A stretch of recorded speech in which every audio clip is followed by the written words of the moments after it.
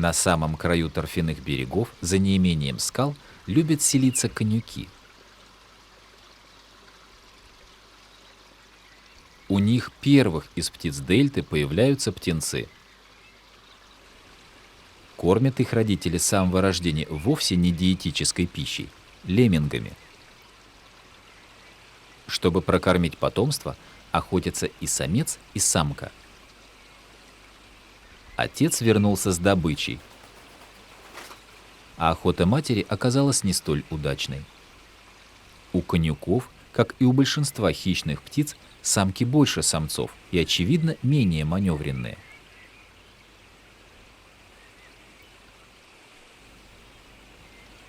Самцу приходится отправляться за новой порцией, а самка занялась кормлением.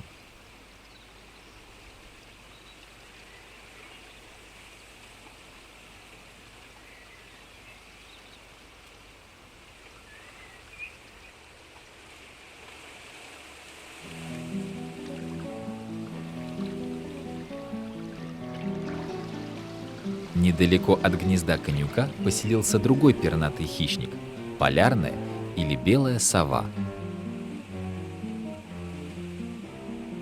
Совсем белыми, похожими на привидения, бывают обычно самцы. Совята рождаются серыми. Удивляет разница в размерах между ними.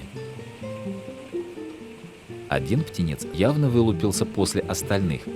Видимо, его яйцо лежало с холодного края кладки.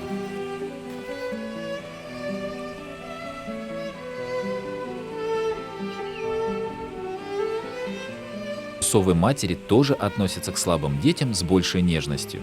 Так старательно она кормит только его.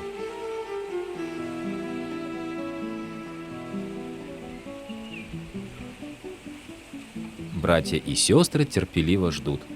Но когда мать улетает, трудно удержаться от того, чтобы не ущипнуть любимчика.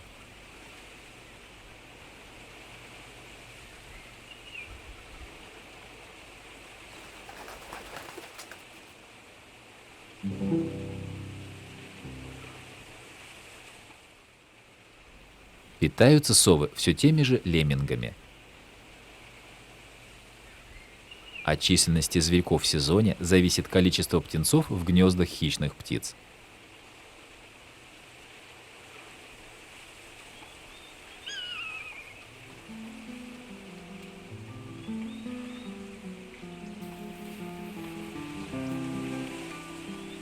Лемминги – излюбленная пища и для песцов.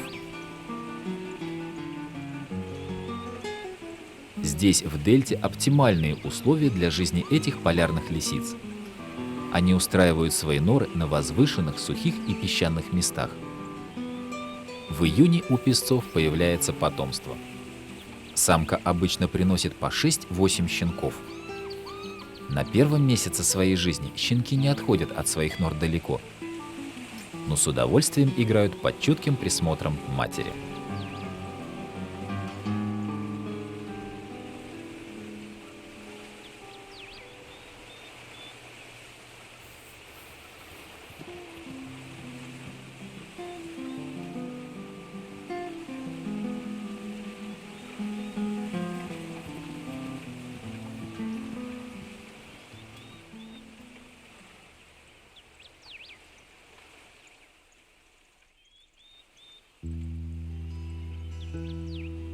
Путешествуя по протокам, можно встретить следы былой жизни людей.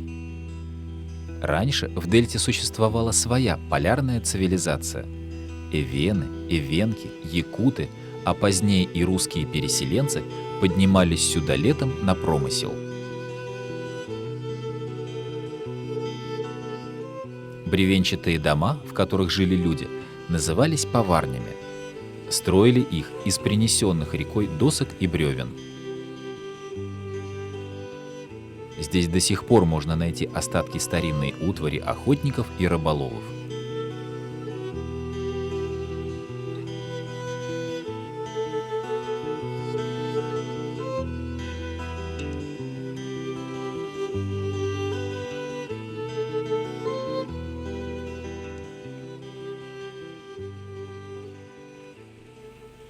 Сейчас хозяином поварни является этот юркий зверек — горностай. Наше появление вызвало у него настоящий переполох. С одной стороны, как хозяин, он очевидно рад, что кто-то навестил его забытое всеми жилище, и одновременно смущен, угостить-то нечем. Чувства вполне понятные, но такой бури противоречивых эмоций мы не ожидали.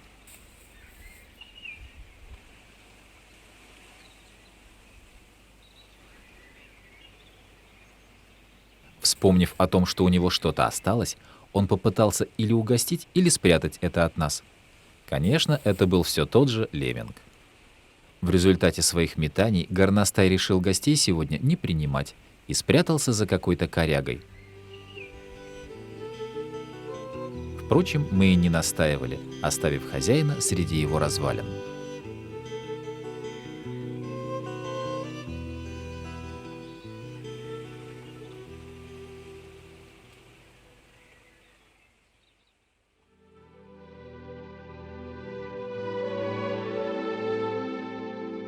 В Заполярье лето пролетает особенно быстро.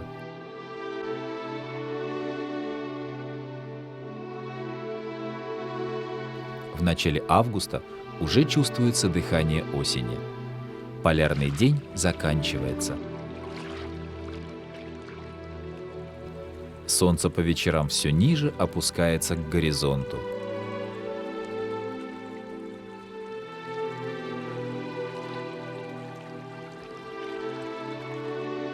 По утрам над рекой стелются холодные туманы.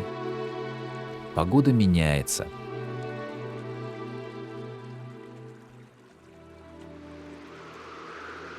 Часто дует сильный ветер, поднимая пыльные бури, ведь дельта состоит из торфа и песка. Если где-то берега осыпаются, то в других местах наметает целые косы.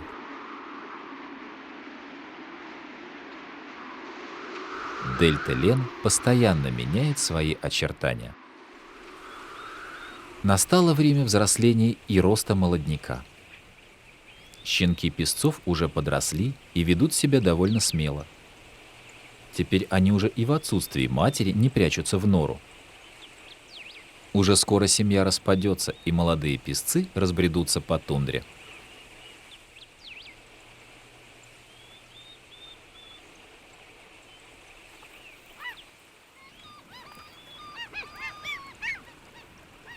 Подросли и родившиеся на наших глазах птенцы.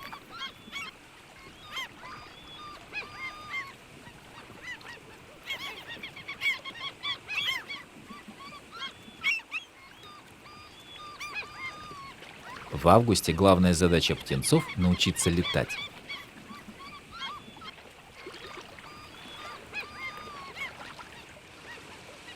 Больше всего в этом преуспело потомство конюков. Они полностью оперились, и их уже трудно отличить от взрослых птиц. Разве что желтоватые клювы выдают их юный возраст.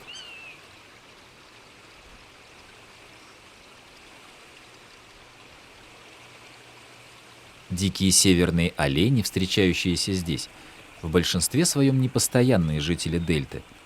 Они приходят сюда с юга на лето. Через месяц им отправляться в обратный путь. Пора и нам идти к океану.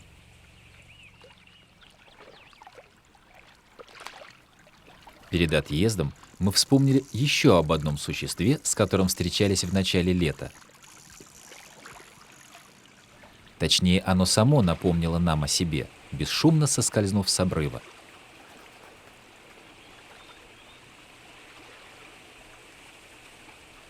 Полярная сова.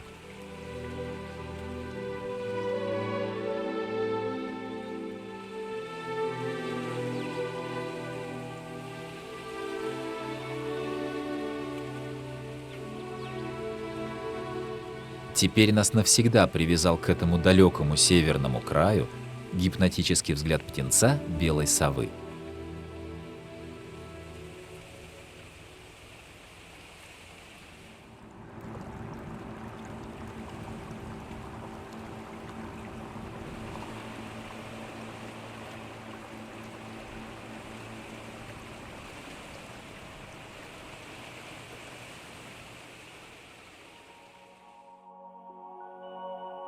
130 лет назад на низкий плоский берег в самом центре устья Лены высадился капитан Делонг со своими товарищами.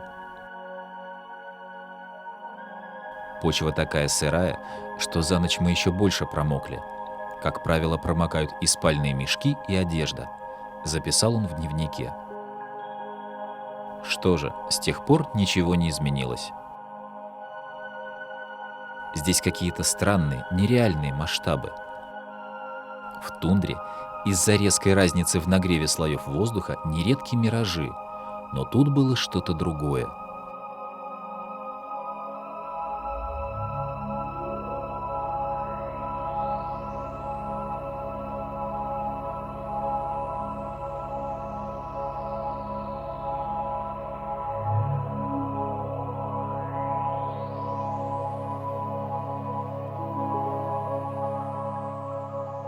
Чтобы окинуть взглядом местность, мы поднялись на старый маяк и с него увидели всю дельту. Точнее, ее уменьшенную модель, но именно так дельта Лены выглядит с высоты птичьего полета, со всеми ее островами и протоками.